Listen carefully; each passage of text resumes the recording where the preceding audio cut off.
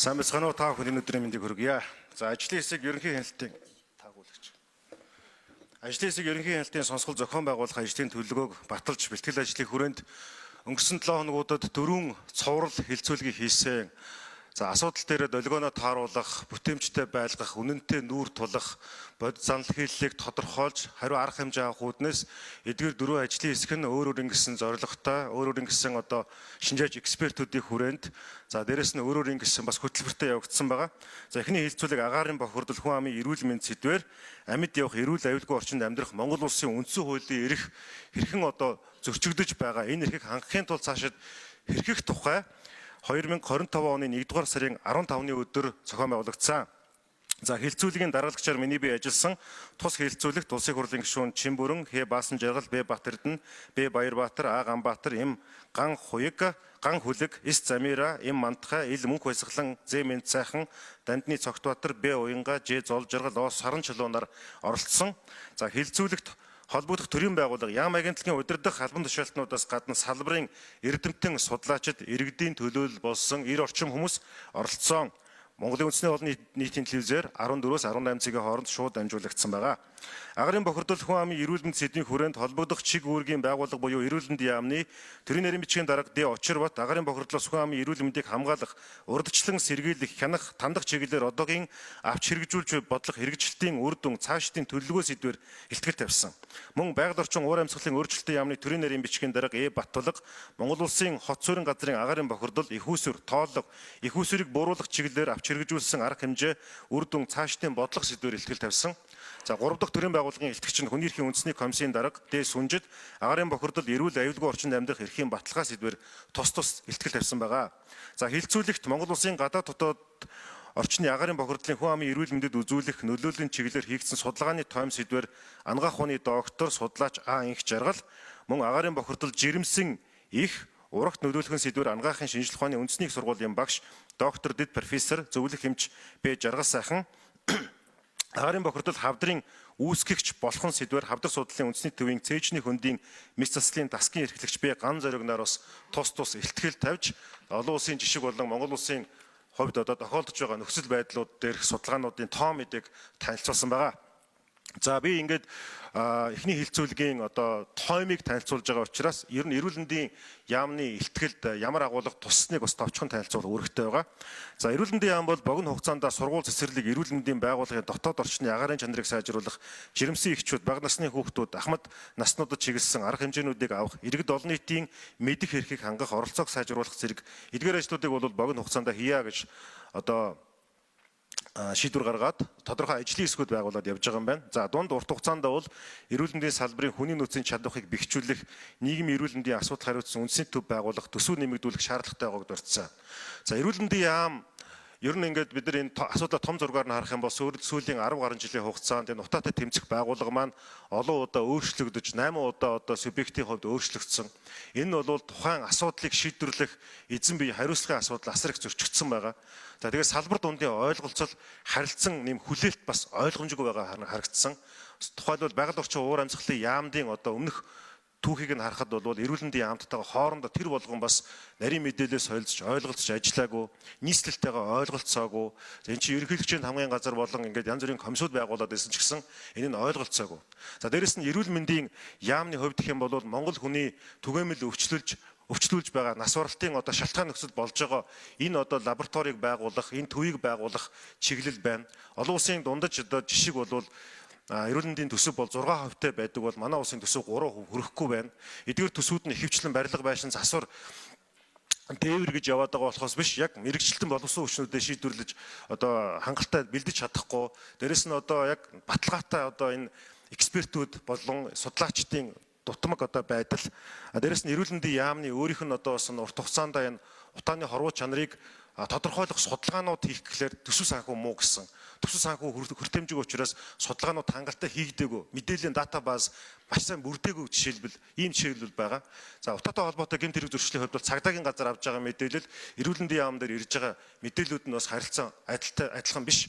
Дээрээс нийгмийн эрүүл мэндийн байдал дээр иргэд олон нийт сайн одоо мэдээлж өгөө зэрэг одоо нөхцөлд харагдсан байгаамаа. Тийм учраас цаашдаа бол энэ эрүүл мэндийн яам дээр бол бид нар бас ажлын хэсгийн зүгээс одоо маш одоо олон удаа хэлж бас энэ дээр хамтарч ажиллах шийдвэрүүд гаргасан байгаа. Маш яралтай судалгаануудаа гаргах, энэ санхүүжилттэй улсын төсөвт оруулах салбар гээд хойшлохгүйгээр энэ асуудлыг үндэсний аюулгүй эдийн төвшөнд эрүүл мэндийн яамтай хамтарч явъя гэсэн энэ зарчим бол яригдсан. Байгаль орчин бол уур амьсгалын өөрчлөлийн яам дээр бол яндангүй бүсийн хил хязгаарыг тогтоох, хийн болон давхар шатлалтад 100-нд хамруулах айл өрхийн тоо зураглалыг гаргаж дэд бүтцийн ажлын одоо бэлтгэл ажлыг яаралтай эхлүүлэхээр ингэж төлөвлөж байгаа юм байна. За Эрдэнэс 5-7 компани тэг давхаргын нүүрс хагас коксын шахмал түлшний холбогдох шинжилгээг хийлгэх өртөг зардлыг тооцож хамгийн боломжтой хувилбарыг гарган засгийн газрын хуралдаанаар хилцүүлэх ажлыг зохион байгуулах гэсэн. За сайд нь өөрөө байж байгаа учраас бас тодорхой асуултуудыг энэ дээр бас нэмж сонсголын үеэр хариулах байх гэж бодож байна.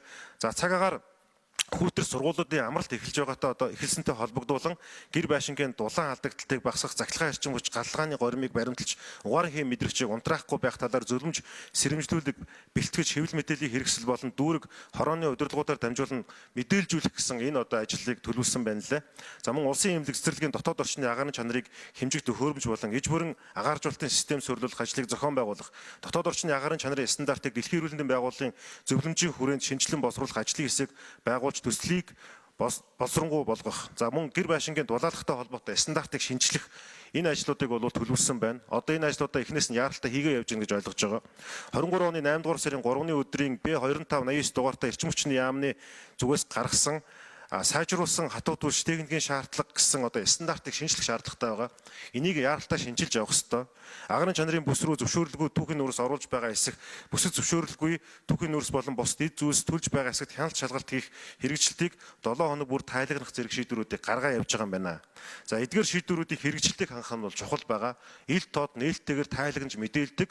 За яамны болон энэ одоо засгийн газрын холбогдох цахим хуудасуудаар яг одоо ингээд байнгын мэдээлжүүлж явах нь бол чухал байгаа даа. За хүний эрхийн үндэсний комисс болвол хүний амьд явах эрүүл аюулгүй орчинд амьдрах эрхтэр энэ утаа болон бусад бохирдлын асуудалтай холбоотой илтгэлийг тавьсан. За 2010 оноос хойш агаар болон орчны бохирдолд анхаарал хандуулж эхэлсэн байгаа. Монгол Улсын засгийн газар төрийн зүгээс. За нөхцөл байдал бол хэвээр. За тэгээд 2017 оноос агаар орчны бохирдлыг бууруулах үндэсний хөтөлбөрийг засгийн газараас баталсан боловч уг хөтөлбөрийн хамар хүрээ хит өргөн тусгагдсан өртөг зардал өндөр бодит үр дүнд хүрэх санхүүжилт институцийн чадвах салбар хоорондын уялдаа муу хяналт хариуцлагын эргэх холбоо сул. За энэ бол хамгийн том алдаанууд нь шүү. Энэ дээр бол бас энэ сонсголын үр дүн чиглэх ёстой, шийдэл чиглэх ёстой гэж үзэж байгаа. За үүнээс ингээд хамаарад бол олигтой шийдвэрүүд гараагүй байна. За байгаль орчны салбарт мөрдөгдөж байгаа 30 орчим хууль, 200 орчим эрх зүйн акт, норм ба дүрм стандартын давхардал зөрчил хийдэл ихтэй байсан. Энэ нь бол хүний эрхийг хангаагүй байсан. Зарим тохиолдолд хүний эрхийн эсрэг зөрчил болж байгаа. Засгийн газраас 2017 оны 98 дугаар тогтоолдод батсан агаар орчны бохирдлыг бууруулах үндэсний хөтөлбөрийн хэрэгжилтийг цаг хугацааны мөрчлөгтэй оновчтой хэмжигдэхүйц, биелэгдэхүйц, ач холбогдолтой шалгуураар үнэлэх шаардлага нь бол эндээс харагдаж байгаамаа. Энэ үнэлгээ шаардлага бол байхгүй гэж хэлэхдээ одоо шууд тэнцэнэ. За дээрэс нь зөвхөн агарын асуудлаас гадна ус, хөрс, орчны бохирдлыг бууруулах бодлогын урт богино дунд хугацаанд одоо энэ стратегийг оруулах шаардлагатай.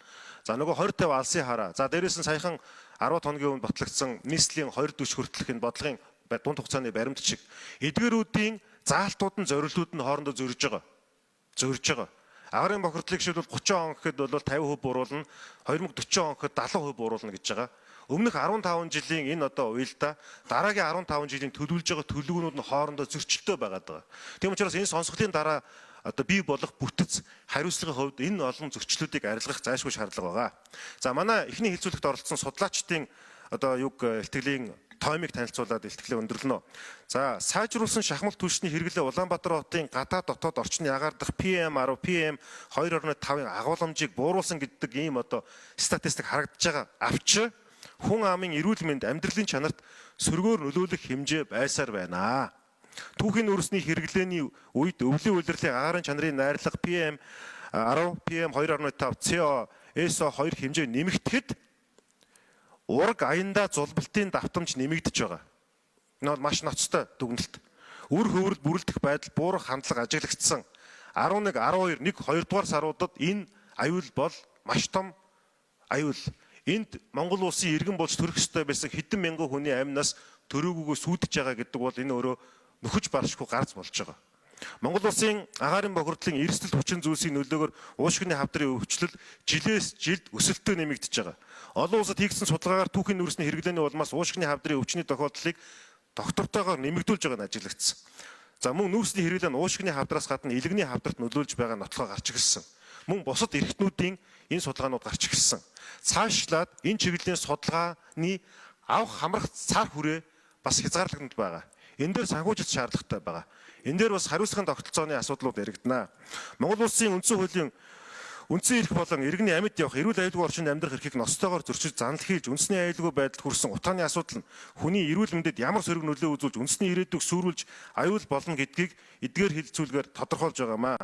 Тэгэхээр одоо бидний хамгийн сүүлийн слайд гаргаж байгаа. Цаг дуусах гэдэг. За тэгэхээр үндэсний аюулгүй байдлыг ноцтойгоор зөрчиж байгаа, үндсэн хуулийг ноцтойгоор зөрчиж байгаа гэдэг нь бол тогтоогдсон. За одоо ингээд сошиал медиагаар явж байгаа хор тавдар үүсгдэг юм байна, үгүй юм байна ч гэдэг юм уу, энэ зүйл нь тогтоогдсон. Гэхдээ нэг зүйл байгаа. Манай шинжээч ч гэсэн өөрсдөө ил хэлж чадахгүй нэг зүйлийг би шулуухан хэлчихье. Юу гэхээр шахмал түвшний асуудал дээр бол хамаагүй ярих юм бол улс төрчдийг ууруулж магадгүй гэсэн айдас эдний дотор байд юм байна. Тийм учраас нөгөө түүхийн нүүрснийхээ асуудлыг яриад байгаа болохоос биш шахмал нүүрсний тэр угаартуулах чанар, угаарын хордлогын талаар хангалттай судалгаанууд дутмаг байна. Статистикаар амин хөрсөн хүмүүсийн мэдээлүүд байгаа ч гэсэн яг энэ дээр чанга хэлчихье гэсэн тийм зоригтой хүн алга байна. Тийм учраас энэ сонсголын дараагаар энийг бол маш сайжруулах ёстой гэж үзэж байгаа. Дараад нь бол эрүүл мэндийн байж да. Эрүүл мэндийн салбарын төсвийг ингээд тодорхой үе шатаагаар нэмэгдүүлэх шаардлагатай байна. Тийм учраас энэ эрүүл мэндийн салбарын өөрсдөө энэ асуудлаа маш одоо олон удаа илэрхийлээд байдаг ч гэсэн удаачийн өөрөө нийслэлийн асуудал, байгаль орчин уур амьсгалын өөрчлөлтийн асуудал, за дээрэс нь одоо ингээд зарим үед ерөнхийлөгчийн асуудал, зарим үед болохоор ерөнхий сайдын асуудал болцсон байсан бол одоо энэ дундаа хөлн бүшгэлж байгаа юм шиг хариуцлагыг бие биен рүү түлхээд байхгүй яг дундын энэ тогтолцоог бий болгож эрүүл мэнд бол салбарын асуудал биш үндэсний аюулгүй байдал тулцсан байгаа Монгол хүний эрүүл аюулгүй амьдрах орчинд занал хийж байгаа сэдв гэдгийг бүгдээрээ хүлээмжшөөрөөд энд төсвөө дундаа тавьж байгаад ил тод болгох ёстой гэсэн үг.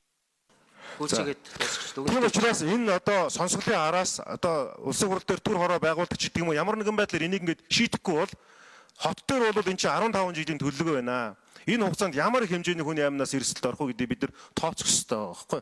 Тийм учраас дахиад 30 жилийн хугацааны юм бид нар ярьж байгаа шүү гэдгээ бодмоор байна. За дүгнэлт 3 дээр нь бодлогын үйлдэл зохион байгуулалт тутамг байгаа. Тэгэхээр энэ сонсголын үр дүн дээр зайлшгүй нэг одоо салбар дундын төр хороо ч юм уу нэг юм байгуулагдаж явах хэрэгтэй болчиход байгаа.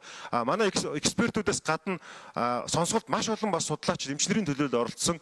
Энэ хүмүүсийн оролцоог хангасан энэ одоо бодлогын үйлдэл салбарыг хангасан төр бизнес, хувийн хвшил, иргэдийн судлаачдын ийм одоо хамтлаг бүхэн ийм том багийг байгуулах зайлшгүй шаардлагатай байгаа. За дөрөвдүгээрт нь ер нь бол энэ хиймэл оюун ухааны дэвшил захим хөгжүүлэлтийг ашиглах зайлшгүй шаардлагатай байгаа. Яг тэгэхээр иргэдэд мэдээлжүүлэх, за дээрэс нь шийдвэр гаргалтаа хиймэл оюун ухаан дээр AI дээр суурилсан болох зайлшгүй шаардлагатай байгаа. Тэр яндангийн одоо чипийг нь одоо ажиллахгүй байна гэдэг бол тэр хүмүүсийн хариуцлагаас гадна төв удирдлагын систем дээрээс энд сигнал өгдөг ч гэдэг юм уу гэх мэт технологийн асуудлуудад ажиглагдсан. Ингээд төгсгөлийн өгүүлбэрийг хэлэхэд бол эрүүл мэндтэй холбоотой яг энэ утааны асуудал бол шулуухан хэлэхэд бол 100% байх ёстой гэж үзэх юм бол 30-40%-өөс хэтрэхгүй маш хангалтгүй байна л гэж бид өгөнж байна. Яагаад гэвэл энд хувь хүнийг буруутгах гэсээ илүүтэйгээр салбар хоорондын стратегийг уялдуулах, төсөв хөрөнгийг ил тод нээлттэй болгох, хариуцлагын механизмыг ажилуулах энэ зайлшгүй шаардлага байна гэдэг дүгнэлтийг та бүхэн танилцуулъя. Баярлалаа.